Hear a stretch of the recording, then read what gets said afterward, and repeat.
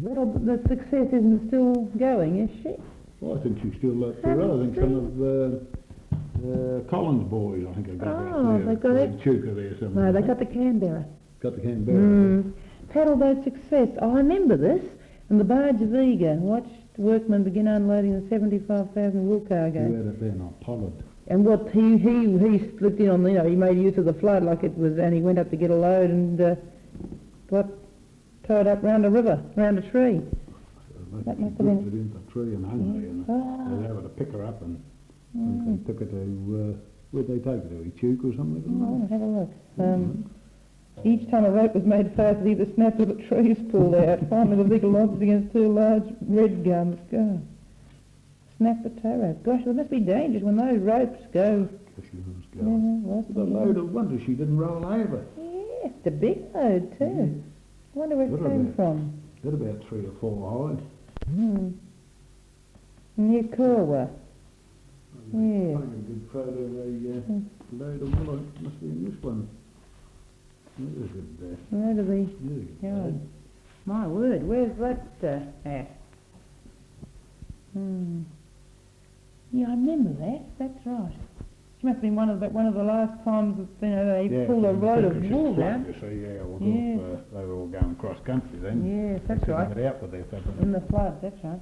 Anything else? 3,000 bales. There's a nice parcel on there. Yes. And where was this? Wool barge rubbing at Wentworth. I wonder if that'd be a record load or not. Suppose not. And would they pull 2 or 3? Could they pull, how many barges would a steamer pull? 3 or... Oh, they've got 3 there, haven't they? There's 3, it looks like 3 barges there. It's hard to manage, wouldn't it? Yeah, if I'd take, just depends how the river, a lot depends on the river, you see whether it was pretty slack, wasn't any tide much, wouldn't be so bad, but better going up against the tide than coming down with it, that's the trouble they run up on them. That's right. Look at that, mate. Bottom one, catching a kangaroo. Oh, no. Oh, this is Captain E.H. Dodd. He was on the Renmark one day and she run aground up here. The old chap must have had a heart pig. He went back to get another boat. She was made out of a barge, a Sunbeam, pleated boat, and of course the batteries were a bit flat. He grabbed the handle to start the engine, and that was the final session. And he laying on the deck. And was the boat? What happened to the boat? They got her off and done the trip up to Point Macleay. Oh, how long ago was that? Ooh.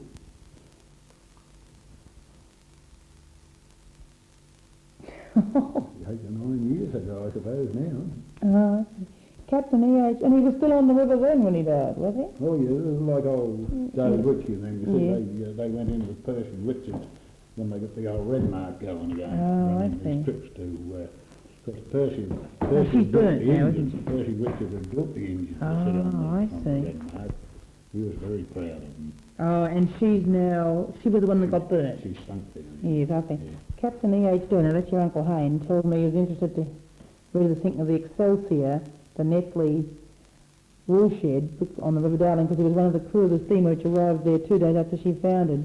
She sank because she was overloaded. She had only a few inches of freeboard, he says. Several of the old hands said she would never reach Wilcannia. There was a strong current in a big river. Every time the Excelsior rounded a bend, she leaned over and her siphon pipes were submerged. And the water rolled into the ships. When the fireman on watch went down to the furnace, he found the water over the stokehole plate. Called out to the man at the wheel that the steamer was sinking. He ran her ashore. Her bow went up on a... Could have done. Is it? Oh, yeah. Keep her out in the middle, would you? So you run her bows up on the shore, all the water ran to the stern and under she went. Yes. Her bow went up on a clay shelf, and when the water in her ran aft, her stern went under. Her foredeck was still dry.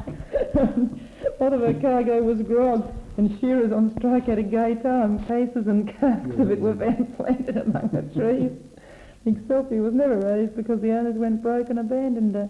Many months later, when the Darling was very low, and the Excelsior was left high and dry. Alf and Harry Hart stuck with the steamer Victoria a few miles downstream, went up and inspected the Excelsior and found her in perfect order and bought her for sale. Fancy, you think they'd gone to the trouble of getting her out.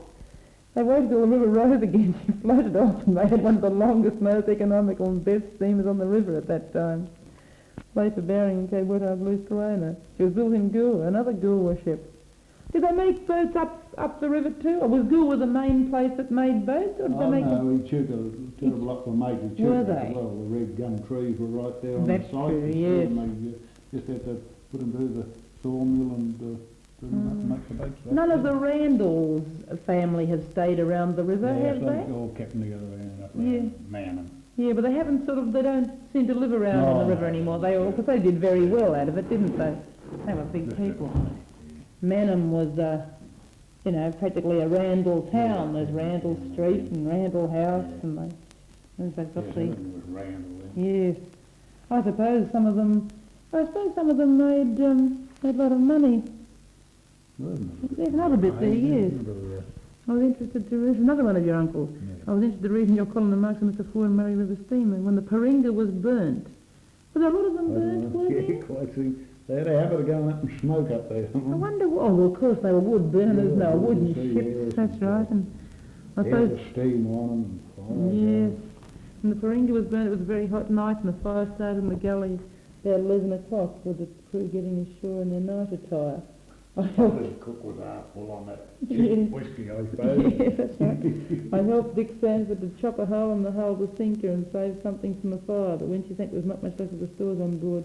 Later I looked at her doing the diving to try and raise her up. Oh, here your uncle, there was a dive too, did they? She was floated some years Have a later. go, don't Yes. Tanya was burnt a mile below the present site of Loch 4. After this, the boat was floated and towed to Goolwa to sink there at her moorings. Last year, the Goolwa Progress Committee, how long ago was this? A few years ago, pulled her up on the bank and got hundreds of feet of good timber from the hull.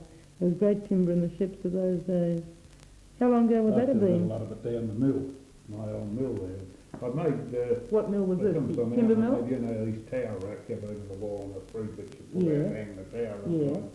I rubbed it up and, it polished up like mad. What timber mill you had, did you? Timber No, it mill? used to Or? be an old flour mill. Oh, that's right. Oh, yes, that's right. You Used to told be me. a flour mill then. Yes. Oh, There's, you've got must have a pretty... You must be the local historian, aren't you, with your book? all them shopping around here now. Yes. Yes, must have everything that ever happened. I reckon that's a good one. What? I laugh every time I read that. You know what I mean? Hmm. Well, this is funny, but Well, though, these are from the town clerk's record. Thomas Yes. Good, first postmaster, 1856, £6 per annum. Post office built 1857. First iron whistle built by Abraham Graham at Goolwa in 1864. First man, Mr. Price, first man to import Hindmarsh Hereford Island, cattle. Hindmarsh Island, I see. Hindmarsh Island was settled quite early, was it? oh yeah. How did they get across? By boat? Well, Rankin's had a private ferry up here. I think you've heard of Clayton, the outboard camp, Yeah. what they call it, outward bound camp. Up Yeah. here. Well, Rankin's had a ferry up there in the old days. Was it big enough to be bothered? Rankin owned practically all of Hindmarsh Island, bar several blocks that Price was using. Oh, I He got see. wind that Rankins were going into Adelaide to fix up to get these blocks. And he hopped off the night before, and I don't know whether he rode or walked. Anyhow, he got to Adelaide and bought the blocks, and that stopped there. If Rankins would have owned all Hindmarsh Island. in I those see. He days. just we had sheep on it, did he? Cattle. He had got Hereford the and Shropshire, Cattle Shropshire. Yes, I wouldn't have thought that it'd be enough, like, to keep the ferry going. The ferry goes there pretty busy, doesn't it, across there? Go there now. You want to see me a long weekend? We park right around the corner. What, has it got there. nice beaches Yeah, or look at something, them. has it, or what they go Yeah, there well, for? Just to look at it? Well, they've got these weekend places over there. See, it's right opposite the Murray now. Of course, the blue water's in there most of the time. You see the salt water. Oh, I they're all see. they're all below Below the the barrage. And barrage, the salt ah. water there, and they get the salt water brimming the fish. You see, that's the catch over there. Yeah, I They're all wondered why. there with their boats there and trailing lines. There's dozens of them around there all the time. Oh, I wondered why it was so, why it was necessary. Yeah. Come on, stop, you want to read? Mostly there's a tower on the bell and the spire for the clock and all this. Who are these? The Lovells or the Higginses? Oh, I see. Mr and Mrs Higgins of Burnt Oak Station, Currants Creek, chartered a train to see their son, Dr Charles Higgins, who died there. I died in Port Elliot, was it? Chartered a train to Melbourne. They came to Adelaide in a horse and buggy. Mr Express, went to Adelaide, went to Melbourne. Lovely. They must have been big people, were they? Oh, they owned. Yeah. There's a lot of country out the back here in those days. Yeah. Well, the son took ill in Sydney, and they wanted to get to Sydney, so by the time they drove the horse and buggy to Adelaide, they missed the train. Oh, that's great. But anyhow, there's a plaque over on the wall over there where the son died in Sydney, so I expect that's the one they Yeah. went over to see. Yeah.